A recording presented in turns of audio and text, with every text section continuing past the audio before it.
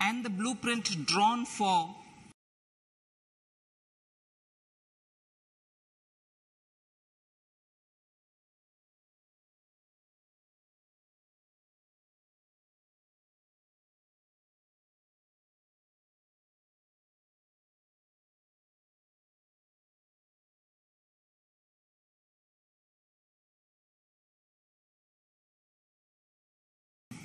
the world has recognized the Indian economy as a bright star. Our current year's economic growth is estimated to be at 7%. It is notable that this is the highest among all the major economies. This is in spite of the massive slowdown globally caused by COVID-19 and the war. The Indian economy is therefore on the right track and despite a time of challenges, heading towards a bright future. Today, as Indians stand with their head held high and the world appreciates India's achievements and successes, we are sure that elders who had fought for India's independence will, with joy, bless us in our endeavors going forward as well. Our focus on wide-ranging reforms and sound policies implemented through Sabka Prayas, resulting in Jan Bhagidari and targeted support to those in need, helped us perform well in trying times. India's rising global profile is because of the several accomplishments. Unique world-class digital public infrastructure, example, Aadhaar, CoWIN and UPI. COVID vaccination drive in unparalleled scale and speed. Proactive role in frontier areas such as achieving the climate-related goals, Mission Life and National Hydrogen Mission. During the COVID-19 pandemic, we ensured that no one goes to bed hungry with a scheme to supply free food grains to over 80 crore persons for 28 months. Continuing our commitment to ensure food and nutritional security, we are implementing from 1st January 2023 a scheme to supply free food grain to all Antyodaya and priority households for the next 1 year. Under PM Garib Kalyan Anna Yojana, the entire expenditure of about 2 lakh crore will be borne by the central government. In these times of global challenges, the G20 presidency gives us a unique opportunity to strengthen India's role in the world economic order. With the theme of Vasudhaiva Kutumbakam, we are steering an ambitious, people-centric agenda to address global challenges and to facilitate sustainable economic development. The government's efforts since 2014 have ensured for all citizens a better quality of life and life of dignity. The per capita income has more than doubled to 1.97 lakh rupees. In these 9 years, the Indian economy has increased in size from being 10th to 5th largest in the world. We have significantly improved our position as well as a well-governed and innovative country with a conducive environment for business as reflected in several global indices. We have made a significant progress in many sustainable development goals. The economy has become a lot more formalized as reflected in the EPFO membership, more than doubling to 27 crore and rupees 7,400 crore digital payments of 126 lakh crore rupees through UPI in 2022. The efficient implementation of many schemes with universalization of targeted benefits has resulted in inclusive development. Some of the schemes are 11.7 crore household toilets under Swachh Bharat Mission, which is achieved, 9.6 crore LPG connections under Ujjwala, 220 crore COVID vaccination of 102 crore persons, 47.8 crore PM Jan Dhan bank accounts, insurance cover for 44.6 crore persons under PM Suraksha Bima and PM Jeevan Jyoti Yojana, and cash transfer of 2.2 lakh crores of rupees to 11.4 crore to over 11.4 crore farmers under PM Kisan Samman Nidhi. Our vision for the Amrit Kal includes technology-driven and knowledge-based economy with strong public finances and a robust financial sector. To achieve this, Jan Bhagidari through Sabka Saath Sabka Prayas is essential. The economic agenda for achieving this vision focuses on three things. First, facilitating ample opportunities for citizens, especially the youth, to fulfill their aspirations. Second, providing strong impetus to growth and job creation. And third, strengthening macroeconomic stability. To service these focus areas in our journey to India at 100, we believe that the following four opportunities can be transformative during Amrit Kal. Economic empowerment of women.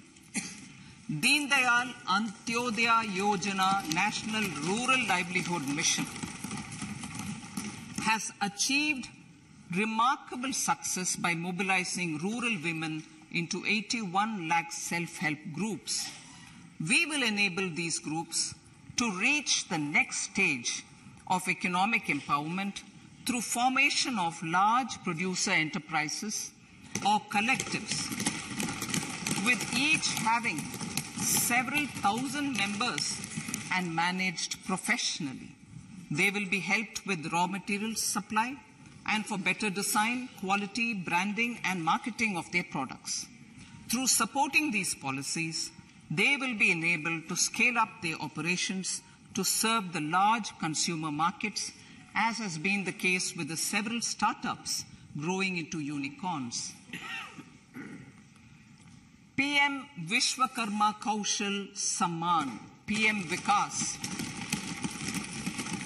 For centuries, traditional artisans and craftspeople who work with their hands using tools have brought renown for India. They are generally referred to as Vishwakarma. The art and the handicraft created by them represents the true spirit of Atmanirbhar Bharat. For the first time, a package of assistance for them has been conceptualized. The new scheme will enable them to improve the quality, scale, and reach of their products, integrating them with the MSME value chain. The components of this scheme will include not only financial support, but also access to advanced skill training, knowledge of modern digital techniques, and efficient green technologies, brand promotion, linkage with local and global markets, digital payments, and social security. This will greatly benefit the scheduled castes, scheduled tribes, OBCs, women, and people belonging to the weaker sections. Tourism. The country offers immense attraction for domestic as well as foreign tourists. There is a large potential to be tapped in tourism, the sector holds huge opportunities for jobs and entrepreneurship for youth in particular. Promotion of tourism will be taken up on mission mode with active participation of states, convergence of government programs, and public-private partnerships. Green growth. We are implementing many programs for green fuel, green energy, green farming, green mobility, green buildings, and green equipment, and policies for efficient use of energy across various economic sectors. These green growth efforts help in reducing carbon intensity of the economy and provides for large-scale green job opportunities.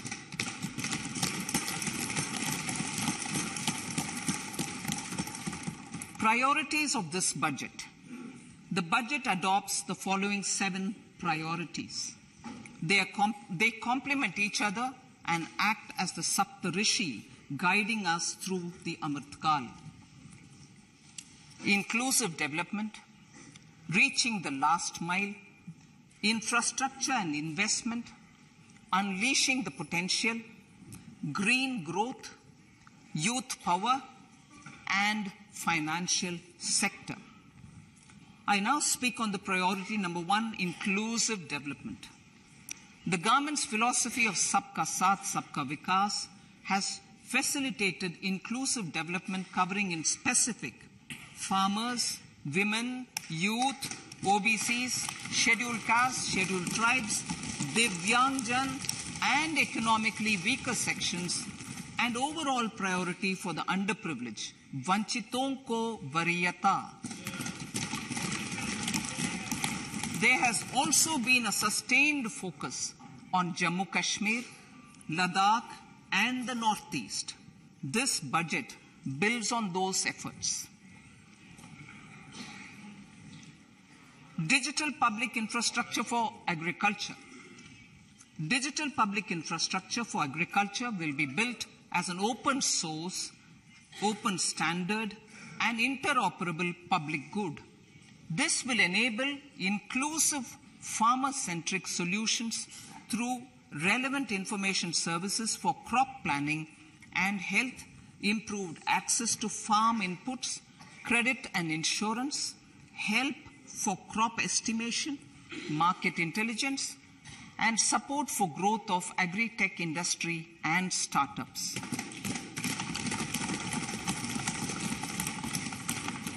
An agriculture accelerator fund. An agriculture accelerator fund will be set up to encourage agri-startups by young entrepreneurs in rural areas. The fund will aim at bringing innovative and affordable solutions for challenges faced by farmers. It will also bring in modern technologies to transform agricultural practices, increase productivity and profitability. To enhance the productivity of extra long staple cotton, we will adopt a cluster-based and value chain approach through public-private partnerships. This will mean collaboration between farmers, state, and industry for input supplies, extension services, and market linkages. We will launch an Atmanirbhar Clean Plant program to boost availability of disease-free, quality planting material for high-value horticultural crops at an outlay of 2,200 crores. Global hub for millets, which are Sri Anna. India is the forefront.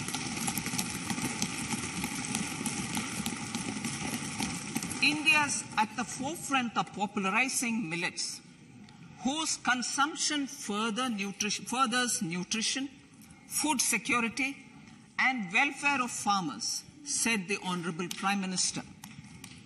We are the largest producer and second largest exporter of Sri Anna in the world.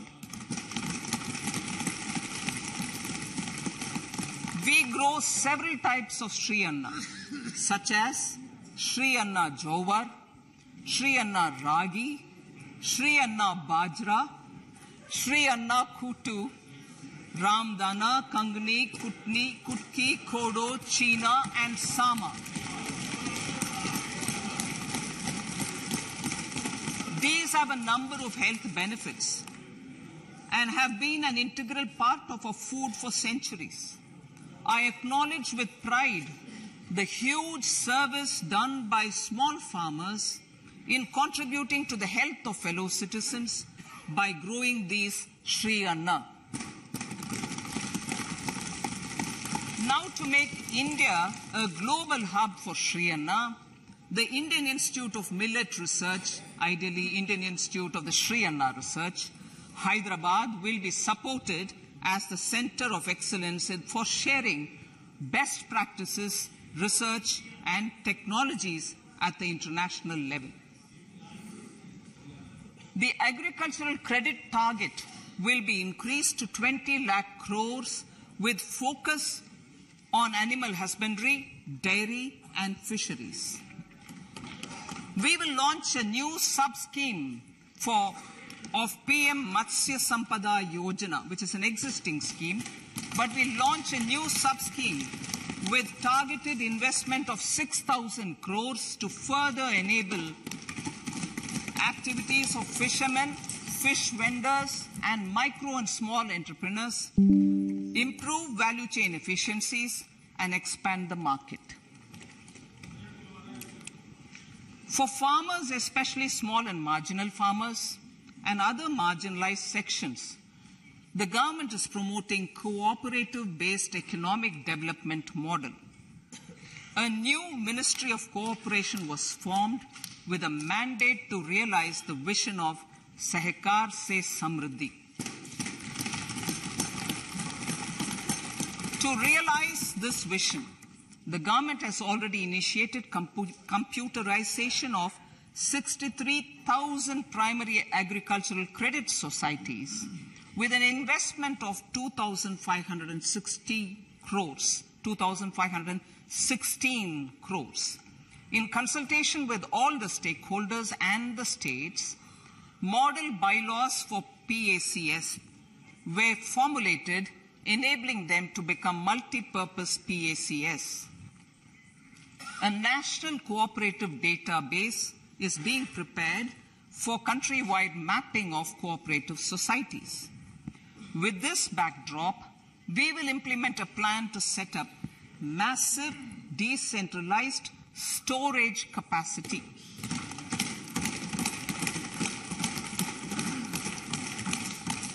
This will help farmers store their produce and realize remunerative prices through sale at appropriate times. The government will also facilitate setting up of a large number of multi-purpose cooperative societies, primary fishery societies, and dairy cooperative societies in uncovered panchayat and villages in the next 5 years.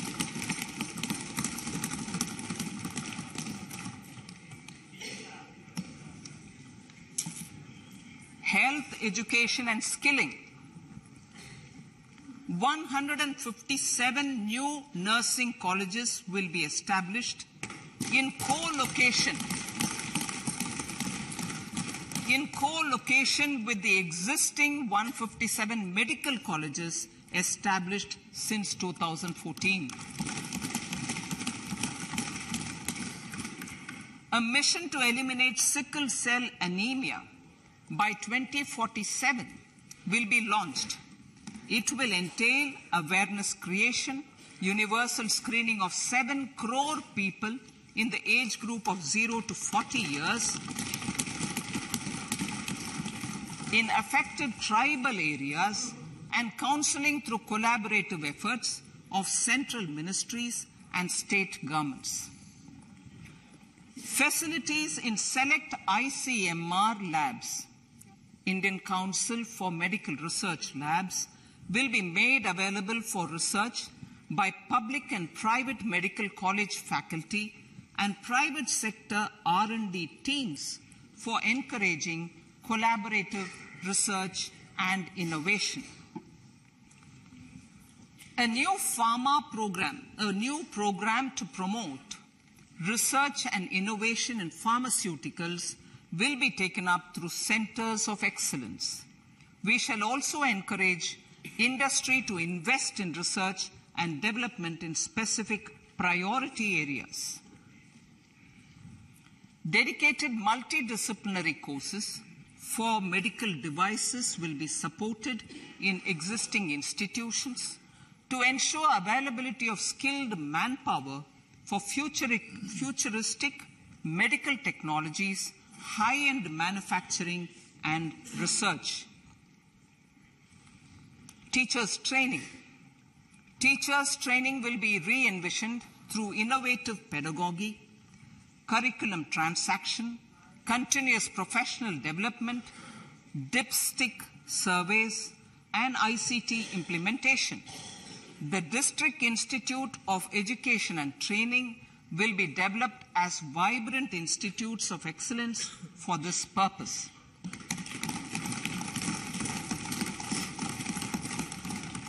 National Digital Library for Children and Adolescents. A National Digital Library for Children and Adolescents will be set up for facilitating availability of quality books across geographies, languages, genres, and levels, and device-agnostic accessibility. States will be encouraged to set up physical libraries for them at panchayat and ward levels and provide infrastructure for accessing the National Digital Library resources. Additionally, to build a culture of reading and to make up for pandemic time learning loss, the National Book Trust, the Children's Book Trust, and other sources will be encouraged to provide and replenish non-curricular titles. Regulators and organizations will be encouraged to provide age-appropriate reading material to these libraries. I move to priority 2, reaching the last mile. Prime Minister Vajpayee's government had formed the Ministry of Tribal Affairs and the Department of Development of Northeast Region to provide a sharper focus to the objective of reaching the last mile. Our government has formed the Ministries of Ayush, Fisheries, Animal Husbandry and Dairying, Skill Development, Jal Shakti, and Cooperation. Building on the success of the Aspirational Districts program, the government has recently launched the Aspirational Blocks program, covering 500 blocks for saturation of essential government services across multiple domains such as health, nutrition, education, agriculture, water resources, financial inclusion, skill development, and basic infrastructure. Manya Speaker, sir, Pradhan Mantri PVTG, which is Primitive Vulnerable Tribal Groups Development Mission, is being launched. To improve socio-economic conditions of the particularly vulnerable tribal groups, the PVTGs as we refer them to, Pradhan Mantri PVTG Development Mission will be launched. This will saturate PVTG families and habitations with basic facilities such as safe housing, clean drinking water and sanitation, improved access to education, health, nutrition, road and telecom connectivity, and sustainable livelihood opportunities. An amount of 15,000 crores will be made available to implement the mission in the next 3 years under the Development Action Plan for the Scheduled Tribes. Ekalavya Model Residential Schools. In the next 3 years, Center will recruit 38,800 teachers and support staff for the 740 Ekalavya Model Residential Schools, which is serving 3.5 lakh tribal students.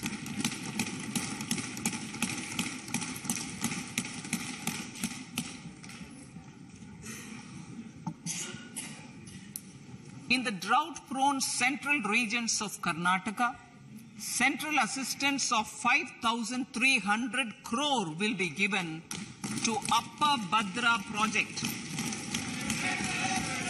to provide sustainable micro-irrigation and filling up of surface tanks for drinking water. PM Awas Yojana. The outlay for PM Awas Yojana is being enhanced by 66% to over 79,000 crores. Bharat Shared Repository of Inscriptions will be set up in a digital epigraphy museum with digitization of 1 lakh ancient inscriptions in the first stage. Support for poor prisoners. For poor persons who are in prisons and unable to afford the penalty or the bail amount, required financial support will be provided. Priority number 3, infrastructure and investment. Investments in infrastructure and productive capacity have a large multiplier impact on growth and employment. After the subdued period of the pandemic, private investments are growing again. The budget takes the lead once again to ramp up the virtuous cycle of investment and job creation. Honorable Speaker, sir, the capital investment outlay is being increased steeply for the 3rd year in a row by 33% to 10 lakh crores, which would be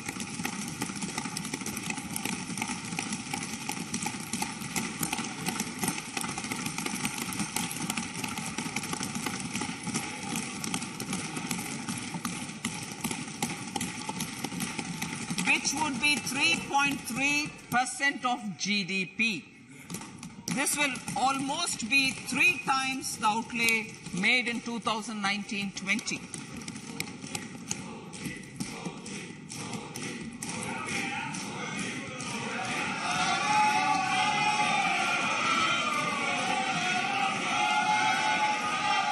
This substantial increase in recent years is central to the government's efforts to enhance growth potential and job creation, crowd in private investments, and provide a cushion against global headwinds. The direct capital investment by the center is complemented by the provision made for creation of capital assets through grants and aids to state. The effective capital expenditure of the center is budgeted at 13.7 lakh crore rupees, which will be 4.5% of GDP. Support to state governments for capital investment. I have decided to continue the 50-year interest-free loan to state governments for 1 more year to spur investment in infrastructure and to incentivize them for complementary policies actions with a significantly enhanced outlay of 1.3 lakh crores. The newly established Infrastructure Finance Secretariat will assist all stakeholders for more private investment in infrastructure, including railways, roads, urban infrastructure, and power, which are predominantly depend on public resources. The harmonized master list of infrastructure will be reviewed by an expert committee for recommending the classification and financing framework suitable for Amrit Kal. A capital outlay, I'm talking about railways now, sir, Honorable Speaker, railways. A capital outlay of 2.40 lakh crores has been provided for the railways. This is the highest ever outlay this highest ever outlay is about 9 times the outlay made in 2013-14. 100 critical transport infrastructure projects for last and first mile connectivity for ports, coal, steel, fertilizer and food grain sectors have been identified. They will be taken up on priority with investment of 75,000 crores, including 15,000 crore from private sources. 50 additional airports, heliports, water aerodromes, and advanced landing grounds will be revived for improving regional air connectivity.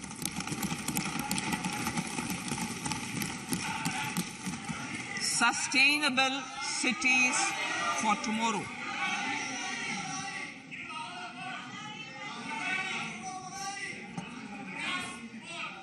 States and cities will be encouraged to undertake urban planning reforms and actions to transform our cities into sustainable cities of tomorrow.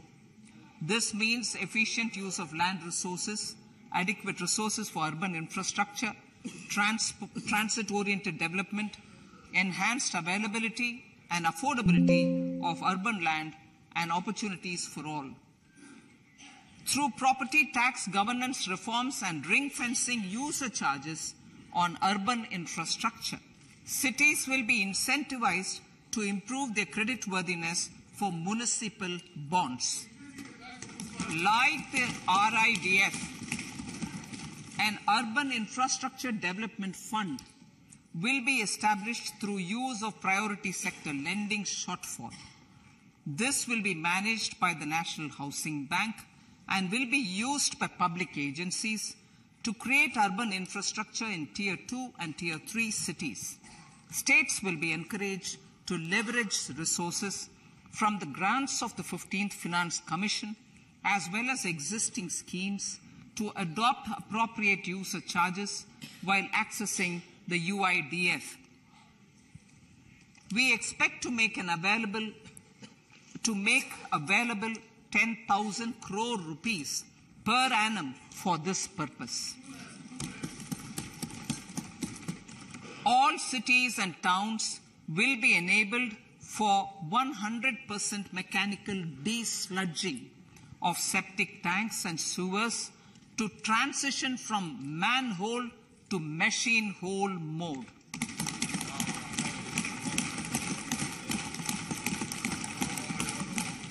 Enhanced focus will be provided for scientific management of dry and wet waste.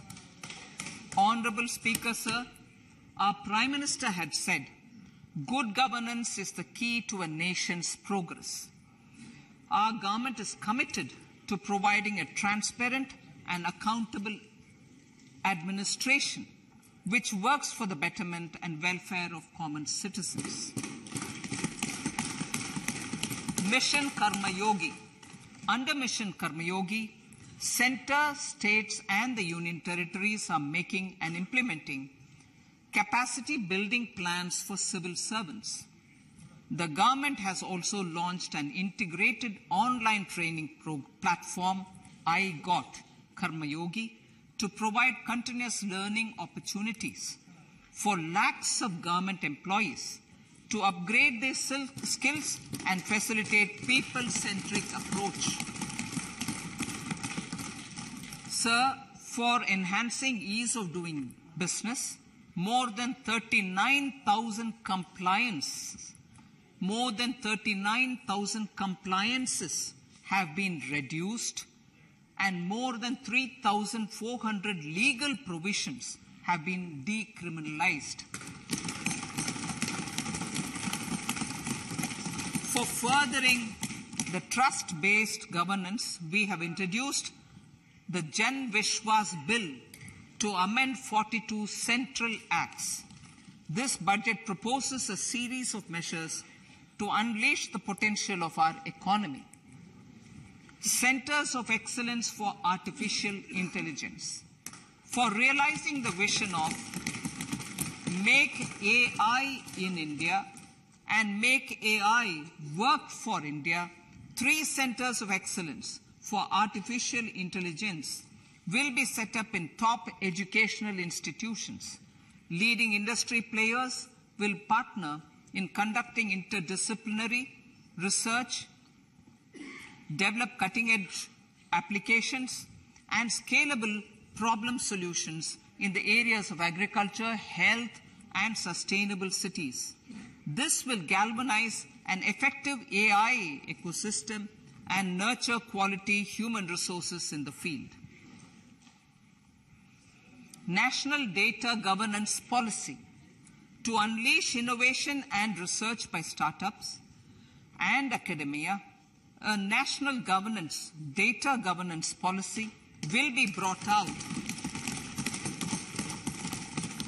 This will enable access to anonymized data. The KYC process will be simplified, adopting a risk-based instead of one-size-fits-all approach. The financial sector regulators will also be encouraged to have a KYC system fully amenable to meet the needs of digital India. One-stop solution for identity and address updating. A one-stop solution for reconciliation and updating of identity and address of individuals maintained by various government agencies, regulators, and regulated entities will be established using DigiLocker service and Aadhaar as foundational identity. Speaker, sir, common business identifier. For the business establishments required to have a permanent account number, the PAN will be used as the common identifier for all digital systems of specified government agencies. This will bring ease of doing business, and it will be facilitated through a legal mandate. For obviating the need for separate submission of same information to different government agencies, a system of unified filing process will be set up. Such filing of information or return in simplified forms on a common portal will be shared with other agencies as per the filer's choice. Vivad Se Vishwas 1. Relief for MSMEs. In cases of failure by MSMEs to execute contracts during the COVID period, 95% of the forfeited amount relating to the bid or performance security will be returned to them by government and government undertakings. This will provide relief to the MSMEs. Vivad Se Vishwas 2. Settling contractual disputes. To settle contractual disputes of government and government undertakings, wherein arbitral award is under challenge in a court, a voluntary settlement scheme with standardized terms will be introduced. This will be done by offering graded settlement terms depending on pendency level of the dispute.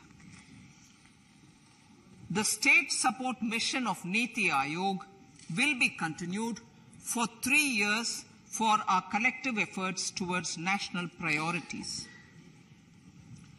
Result-based financing.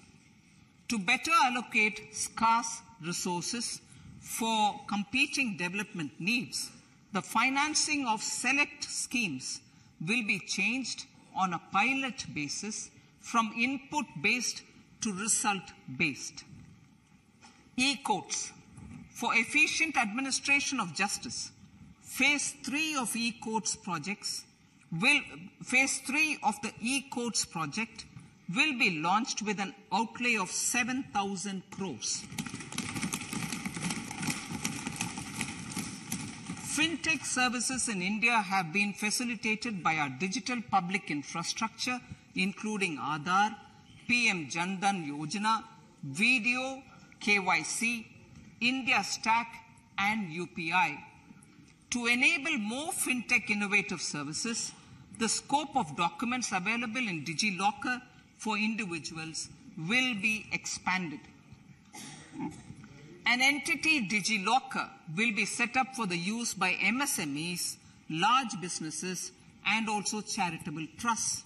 This will be towards storing and sharing documents online securely whenever needed with various authorities, regulators, banks, and other business entities.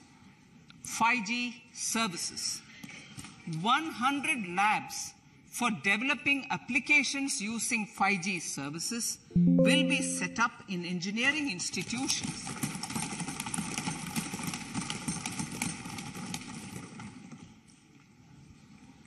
To realize a new range of opportunities, business models, and employment potential, the labs will cover, among others, applications such as smart classrooms, precision farming, intelligent transport systems, and healthcare applications.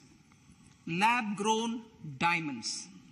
Lab-grown diamonds is a technology and innovation-driven emerging sector with high employment potential. These environment-friendly diamonds, which have optically and chemically the same properties as natural diamonds. To encourage indigenous production of LGD, lab-grown diamond seeds and machines, and to reduce import dependency, a research and development grant will be provided to one of the IITs for 5 years. To reduce the cost of production, a proposal to review the custom duty on LGD seeds will be indicated in Part B of the speech. I come to the fifth priority, Honourable Speaker, sir, green growth. Honourable Prime Minister has given a vision for life or lifestyle for environment to spur a movement of environmentally conscious lifestyle. India is moving forward firmly for the Panchamrit, the net zero carbon emission by 2070 to usher in green industrial and economic transition. This budget builds on our focus on green growth. The recently launched National Green Hydrogen Mission, with an outlay of 19,700 crores, will facilitate transition of the economy to low carbon intensity, reduce dependence on fossil fuel imports, and make the country assume technology and market leadership in this sunrise sector. Our target is to reach an annual production of 5 MMT by 2030. Energy transition. This budget provides for 35,000 crores for priority capital investment towards energy transition and net zero objectives and energy security by Ministry of Petroleum and Natural Gas. To steer the economy on sustainable development path, battery energy storage systems with capacity of 4,000 MWh will be supported with viability gap funding. A detailed framework for pumped storage projects will also be formulated. Renewable energy evacuation. The interstate transmission system for evacuation and grid integration of 13 gigawatt renewable energy from Ladakh will be constructed with investment of 20,700 crores, including central support of 8,300 crores. Green Credit Program. For encouraging behavioral change, a green credit program will be notified under the Environment Protection Act. This will incentivize environmentally sustainable and responsive actions by companies, individuals, and local bodies. and help mobilize additional resources for such activities. PM Program for Restoration, Awareness, Nourishment and Amelioration of Mother Earth, PM Pranam, will be launched to incentivize states and union territories to promote alternative fertilizers and balanced use of chemical fertilizers. Go Bardhan Scheme, 500 new waste to wealth plants under Go Bardhan, galvanizing organic bio-agro resources done. Go Bardhan scheme will be established for promoting circular economy. These will include 200 compressed biogas plants, including 75 plants in urban areas, and 300 community or cluster-based plants at a total investment of 10,000 crores. I will refer to this in Part B also. In due course, a 5% CBG mandate will be introduced for all organizations marketing natural and biogas. For collection of biomass and distribution of biomanure, appropriate fiscal support will also be provided. Bharatiya Prakritik Kheti Bio-Input Resource Centers. Over the next 3 years, we will facilitate 1 crore farmers to adopt natural farming.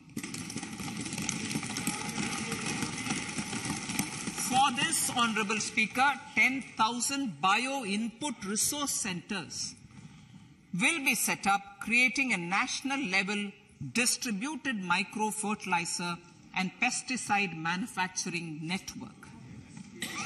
Mishti.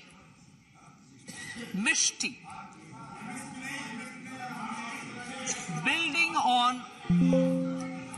on India's success in afforestation, Mangrove Initiative for Shoreline Habitats and Tangible Incomes, Mishti, will be taken up for mangrove plantation along the coastline and on salt pan lands wherever feasible through convergence between Manrega, Campa Fund and other sources.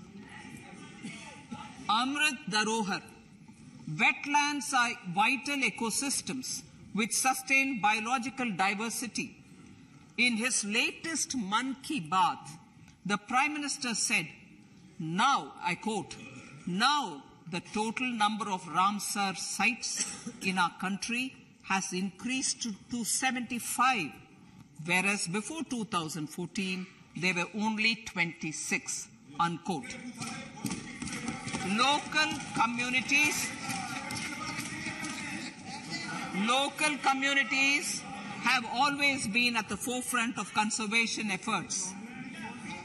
The government will promote their unique conservation values through Amrit Dharohar, a scheme that will be implemented over the next 3 years to encourage optimal use of wetlands and enhance biodiversity, carbon stock, ecotourism opportunities, and income generation for local communities. Coastal shipping. Coastal shipping will be promoted as an energy efficient and lower cost mode of transport, both for passengers and freight, through PPP mode with viability gap funding. Vehicle replacement. Vehicle replacement is an important continuing policy, replacing the old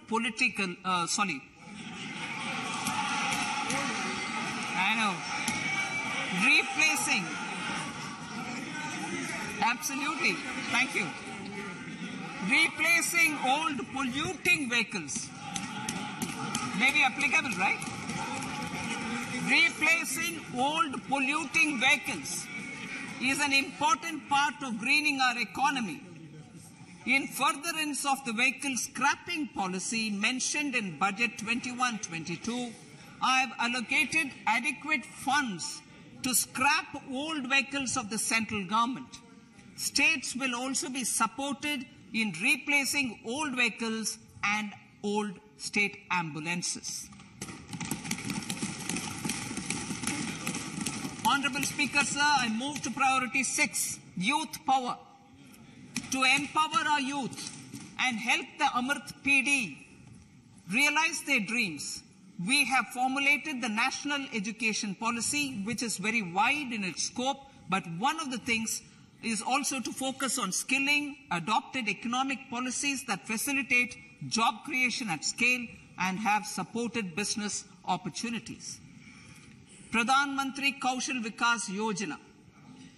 Pradhan Mantri Kaushal Vikas Yojana 4.0 will be launched to skill lakhs of youth within the next 3 years. On-job training, industry partnership, and alignment of courses with needs of industry will be emphasized. The scheme will also cover new age courses for Industry 4.0 like coding, AI, robotics, mechatronics, IoT, 3D printing, drones, and other soft skills. To skill youth for international opportunities, 30 Skill India International Centers will be set up across different states. The digital ecosystem for skilling will be further expanded with the launch of a unified Skill India digital platform for enabling demand-based formal skilling, linking with employers including MSMEs, and facilitating access to entrepreneurship schemes. To provide stipend support to 47 lakh youths in 3 years, direct benefit transfer under a pan-India national apprenticeship promotion scheme will be rolled out. Tourism. Honorable Speaker, sir, with an integrated and innovative approach, at least 50 destinations will be selected through challenge mode. In addition to aspects such as physical connectivity, virtual connectivity, tourist guides, high standards for food streets, and tourist security, all the relevant aspects would be made available on an app to enhance tourist experience. Every destination would be developed as a complete package. The focus of development of tourism would be on domestic as well as foreign tourists.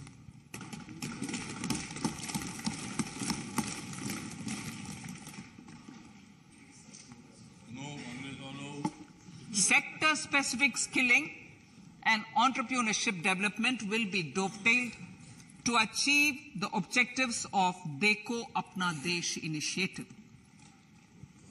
This was launched as an appeal by the Honorable Prime Minister to the middle class to prefer domestic tourism over international tourism. The integrated development of theme-based tourist circuits, the Swadesh Darshan scheme, was also launched. Under the Vibrant Villages program, tourism infrastructure and amenities will be facilitated in border villages. Unity Mall. States will be encouraged to set up a Unity Mall in their state capital or most prominent tourism center or the financial capital for promotion and sale of their one district, one product and GI products and other handicraft products, and for providing space for such products of all other states as well. Sir, priority number 7, financial sector. Our reforms in the financial sector and innovative use of technology have led to financial inclusion at scale, better and faster service delivery, ease of access to credit, and participation in financial markets. This budget proposes to further these measures. Credit guarantee for MSMEs. Last year, I proposed revamping of the credit guarantee scheme for the MSMEs. I am happy to announce that the revamped scheme will take effect from 1st April 2023 through infusion of 9,000 crores in the corpus.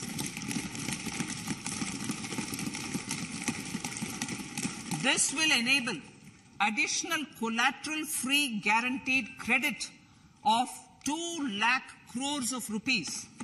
Further, the cost of credit will be reduced by about 1%. A National Financial Information Registry will be set up to serve as the central repository of financial and ancillary information. This will facilitate efficient flow of credit, promote financial inclusion, and foster financial stability. A new legislative framework will govern this credit public infrastructure and will be designed in consultation with the RBI. To meet the needs of Amritkal and to facilitate optimum regulation in the financial sector, public consultation, as necessary and feasible, will be brought to the process of regulation making and issuing subsidiary directions. To simplify, to ease, and to reduce cost of compliance, financial sector regulators will be requested to carry out a comprehensive review of existing regulations. For this, they will consider suggestions from public and regulated entities. Time limits to decide the application under various regulations will also be laid down. Honorable Speaker, sir, to enhance business activities in GIFT IFSC, the following measures will be taken. Delegating powers under the SEZ Act to the IFSCA to avoid dual regulation.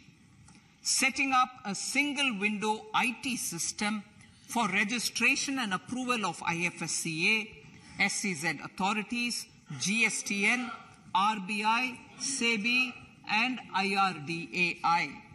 Permitting acquisition financing by IFSC banking units of foreign banks. Establishing a subsidiary of Exim Bank for trade refinancing.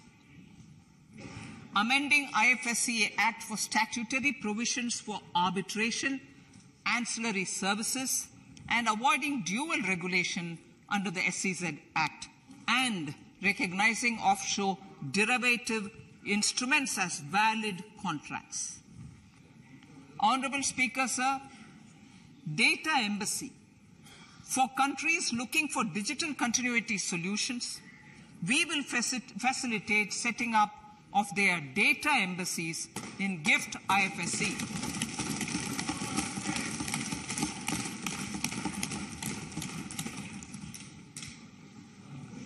Improving governance and investor protection in banking sector. To improve bank governance and enhance investors' protection, certain amendments to the Banking Regulation Act, the Banking Companies Act, and the Reserve Bank of India Act are being proposed. Capacity building in securities market.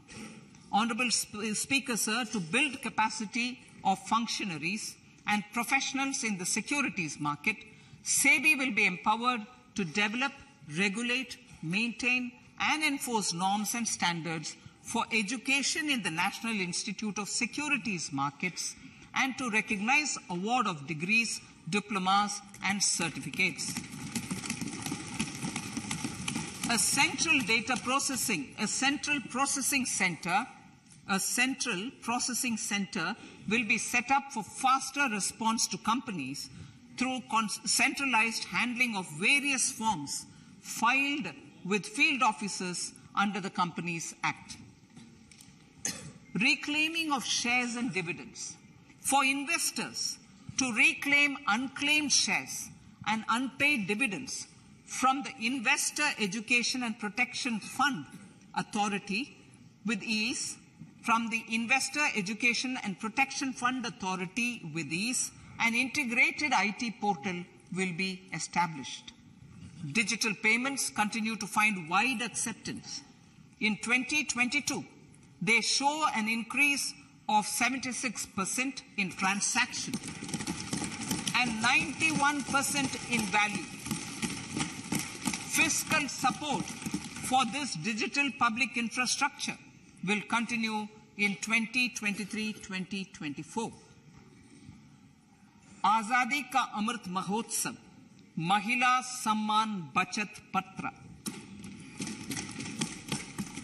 For commemorating Azadi Ka Amrit Mahotsav, a one-time new small savings scheme, Mahila Samman Savings Patra or Savings Certificate, Mahila Samman Savings Certificate will be made available for a 2-year period up to March 2025. This will offer deposit facility up to 2 lakh in the name of a woman or girls for a tenure of 2 years at fixed interest rate of 7.5% with partial withdrawal option. Senior citizens. The maximum deposit limit for senior citizens savings scheme will be enhanced from 15 lakh to 30 lakhs of rupees. The maximum deposit limit for monthly income account scheme will be enhanced from 4.5 lakh to 9 lakh for single account and from 9 lakh to 15 lakh for joint account. Honorable Speaker, sir, fiscal management. 50 years interest-free loan to states. The entire 50-year loan to states has to be spent on capital expenditure within 2023-24. Most of this will be at the discretion of the states, but a part will be conditional on states increasing their actual capital expenditure. Parts of the outlay will also be linked to or allocated for the following purposes: scrapping old government vehicles, urban planning reforms and actions, financing reforms in urban local bodies to make them credit-worthy for municipal bonds, housing for police personnel above or as part of the police station, constructing unity malls, children and adolescent libraries and digital infrastructure, and state share of capital expenditure of central schemes. Honorable Speaker, sir, fiscal deficit of states. States will be allowed a fiscal deficit of 3.5% of GSDP, of which 0.5% will be tied to power sector reforms. Revised estimates 2022 to 2023. The revised estimate, Honorable Speaker, sir, of the total receipts other than borrowing is 24.3 lakh crores, of which the net tax receipts are 20.9 lakh crores. The revised estimate of the total expenditure is 41.9 lakh crores of rupees, of which the capital expenditure is about 7.3 lakh crores. The revised estimate of the fiscal deficit is 6.4% of GDP, adhering to the budget estimate. So budget estimates of 2023-24. Coming to 2023-24, the total receipts other than borrowings and the total expenditure are estimated at 27.2 lakh crores and 45 lakh crores respectively. The net tax receipts are estimated at 23.3 lakh crores. The fiscal deficit is estimated to be 5.9% of the GDP. In my budget speech for 21-22, I had announced that we plan to continue the path of fiscal consolidation, reaching a fiscal deficit of below 4.5% by 2025-26, with a fairly steady decline over the period. We have adhered to this path, and I reiterate my intention to bring the fiscal deficit below 4.5% of GDP by 2025-26. To finance the fiscal deficit in 2023-24, the net market borrowings from dated securities are estimated at 11.8 lakh crores. The balance financing is expected to come from small savings and other sources. The gross market borrowings are estimated at 15.43 lakh crores of rupees. Honorable Speaker, sir, I now move to Part B.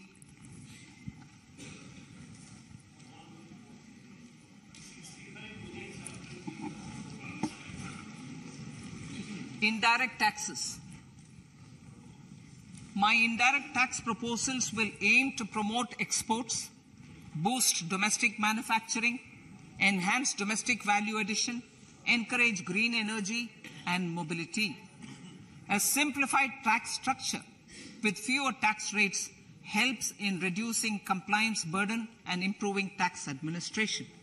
I propose to reduce the number of basic customs duty rates on goods other than textiles and agriculture from 21 to 13. As a result, there are minor changes in the basic custom duties, cesses and surcharges on some items including toys, bicycle, automobiles and naphtha. Green mobility. To avoid cascading of taxes on blended compressed natural gas, I propose to exempt excise duty on GST paid compressed biogas contained in it.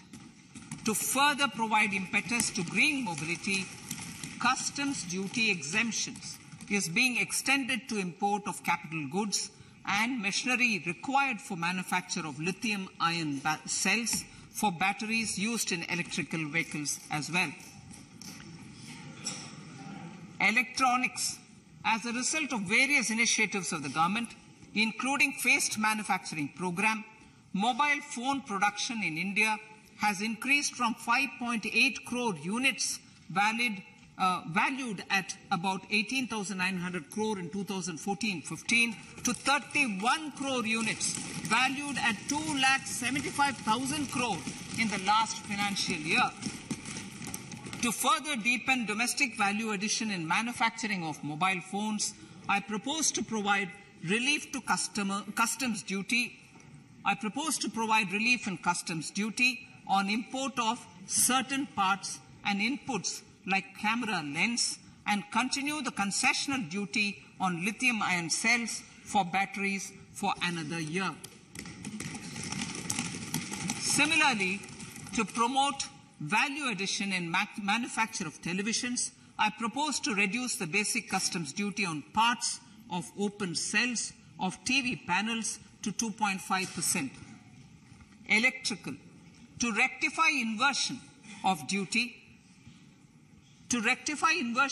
structure and encourage manufacturing of electric kitchen chimneys, the basic custom duty on electric kitchen chimney is being increased from 7.5% to 15%, and that on heat coils for these is proposed to be reduced from 20% to 15%.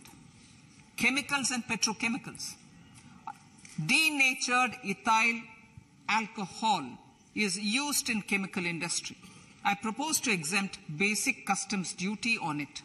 This will also support the ethanol blending program and facilitate an endeavor for energy transition. Basic customs duty is also being reduced on acid-grade fluorospar from 5% to 2.5% to make the domestic fluorochemicals industry competitive. Further, the basic customs duty on crude glycerin for use in manufacture of epichlorohydrin is proposed to be reduced from 7.5% to 2.5%.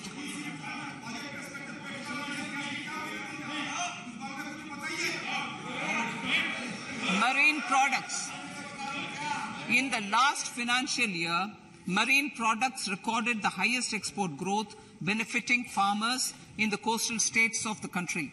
To further enhance the export competitiveness of marine products, particularly shrimps, duty is being reduced on key inputs for domestic manufacture of shrimp feed. India is a global leader, as I said in Part A, in cutting and polishing of natural diamonds, contributing about 3/4 of the global turnover by value. With the depletion of deposits of natural diamonds, the industry is moving towards lab-grown diamonds, and it holds huge promise. To seize this opportunity, I propose to reduce the basic customs duty on seeds used in their manufacture. Custom duties on doré and bars of gold and platinum were increased earlier this fiscal. I propose to increase the duties on articles made therefrom to enhance the duty differential.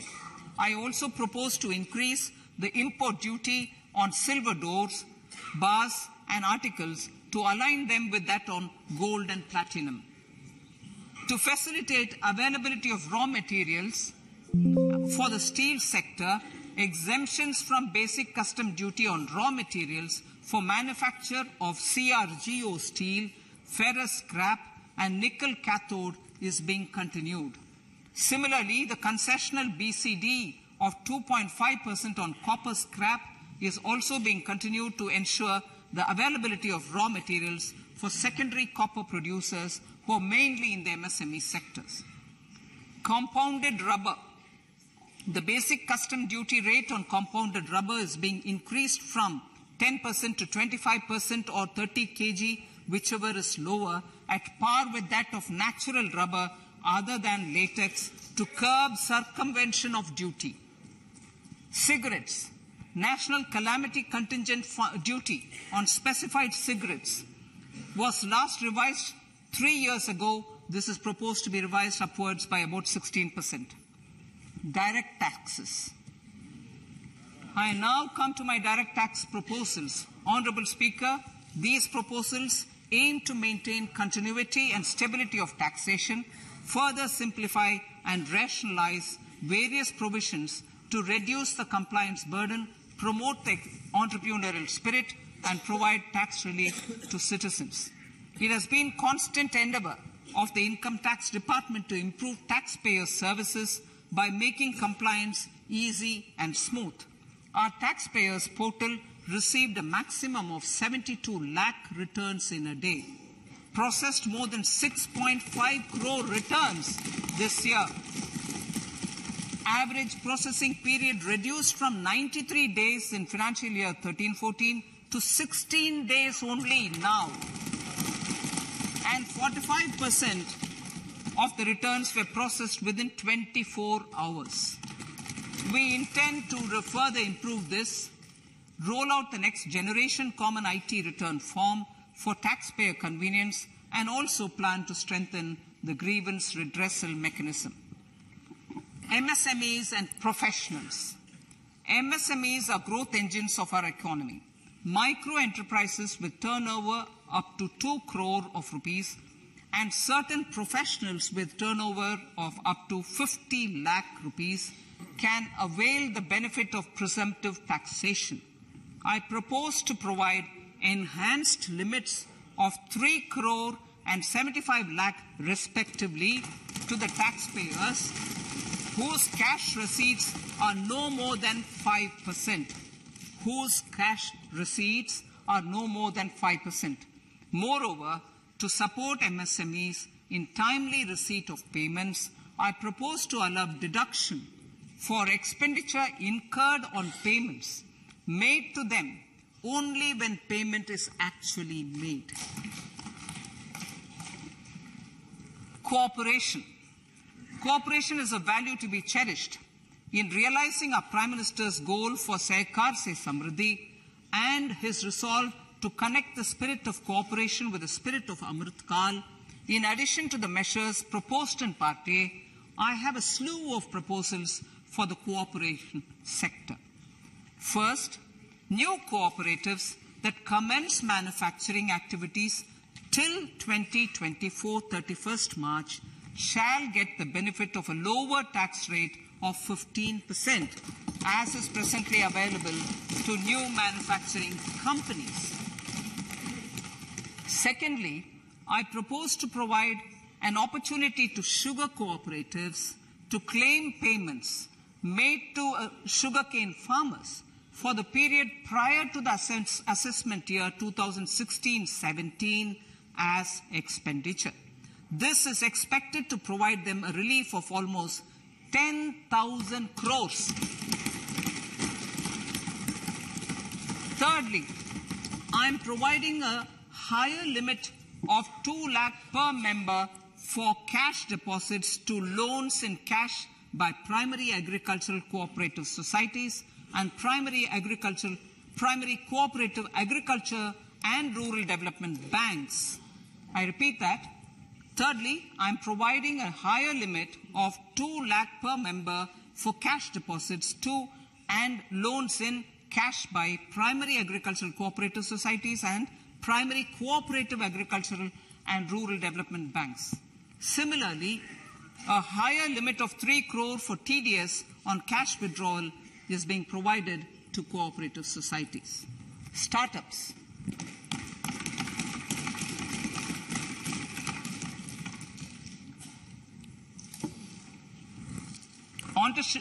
Entrepreneurship is vital for a country's economic development.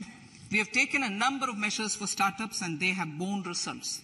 India is now the 3rd largest ecosystem for startups globally and ranks 2nd in innovation quality among middle-income countries. I propose to extend the date of incorporation for income tax benefits to startups from 31/3/2023 to 31/3/2024. I further propose to provide the benefit of carry forward of losses on change of shareholding of startups from 7 years of incorporation to 10 years.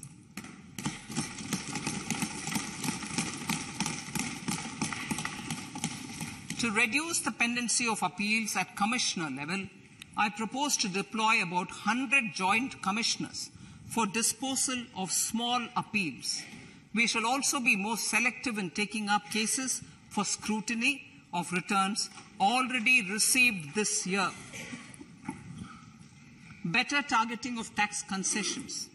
For better targeting of tax concessions and exemptions, I propose to cap deduction from capital gains on investment in residential house under Section 54 and Section 54F to 10 crores. Another proposal with similar intent is to limit income tax exemption from proceeds of insurance policies with very high value. Rationalization. Honourable Speaker, sir, there are a number of proposals relating to rationalization and simplification. Income of authorities, boards, and commissions set up by statutes of union or state for the purpose of housing, development of cities, towns, and villages, and regulating and developing an activity or matter is proposed to be exempted from income tax. Other major measures in this direction are removing the minimum threshold of 10,000 for TDS and clarifying taxability relating to online gaming, not treating conversion of gold into electronic gold receipts and vice versa as capital gains, reducing the TDS rate from 30% to 20% on taxable portion of EPF withdrawals in non-PAN cases, and taxation on income for market-linked debentures. Other major proposals in the finance bill relate to the following: extension of period of tax benefits to funds relocating to IFSC, GIFT City till 31/3/2025, decriminalization under Section 276A of the Income Tax Act, allowing carry forward of losses on strategic disinvestment, including that of IDBI Bank, and providing EEE status to Agnivir Fund. Personal income tax.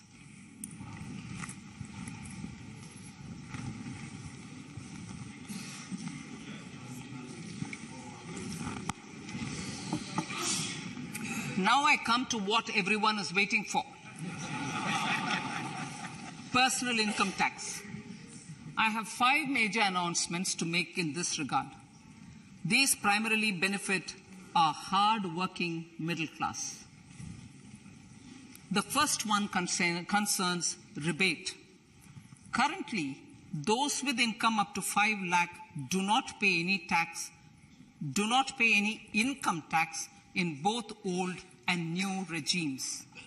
I propose to increase the rebate limit to 7 lakhs in the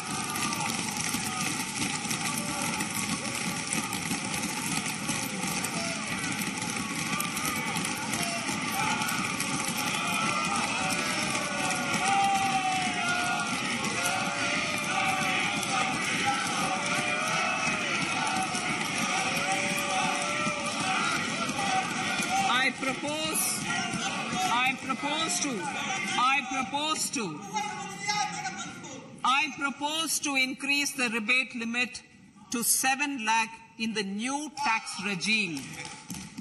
Thus, persons in the new tax regime with income up to 7 lakhs will not have to pay any tax at all. The second proposal relates to middle-class individuals. I had introduced in the year 2020 the new personal income tax regime with 6 income slabs starting from 2.5 lakh. I propose to change the tax structure in this regime by reducing the number of slabs to 5 and increasing the tax exemption limit to 3 lakhs. The new tax rates are 0 to 3 lakh, nil. 3 to 6 lakhs, 5%. 6 to 9 lakhs, 10%. 9 to 12 lakh, 15%. 12 to 15 lakhs, 20%. And above 15 lakhs, 30%. This will provide major relief to all taxpayers in the new regime. An individual with an annual income of 9 lakhs will be required to pay only 45,000 rupees. This is only 5% of his or her income. It is a reduction of 25% on what he or she is required to pay now. That is 60,000. So in the place of 60,000, it is now only 45,000. Similarly, an individual with an income of 15 lakh rupees would be required to pay only 1.5 lakh or 10% of his income or her income, a reduction of 20% from the existing liability of 1,87,500 rupees. My third proposal is for the salaried class and the pensioners, including family pensioners, for whom I propose to extend the benefit of standard deduction to the new tax regime. Each salaried person with an income of 15.5 lakh rupees or more will thus stand to benefit by 52,500 rupees. My fourth announcement in personal income tax is regarding the highest tax rate, which in our country is 42.74%. This is among the highest in the world. I propose to reduce the highest surcharge. Rate from 37% to 25% in the new tax regime.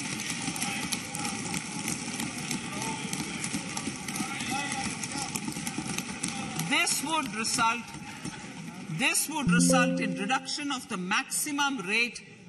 This would result in the reduction of the maximum tax rate to 39%.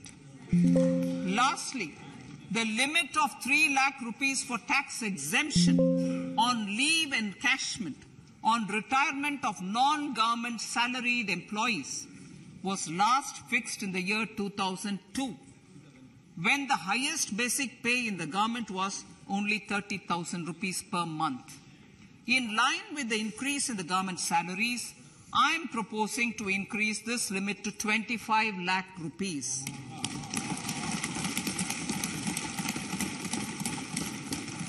We are also making the new income tax regime as the default tax regime.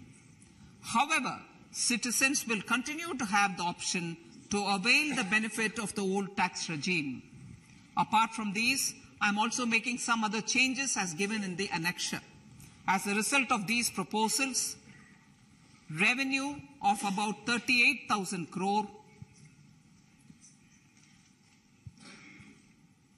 to 37,000 crore in direct taxes and rupees 1,000 crore in indirect taxes will be foregone, while revenue of about 3,000 crore will be additionally mobilized.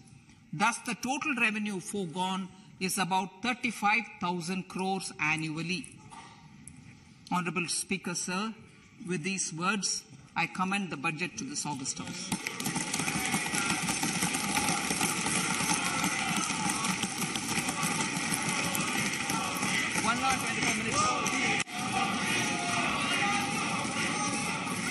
Item number 1, Manya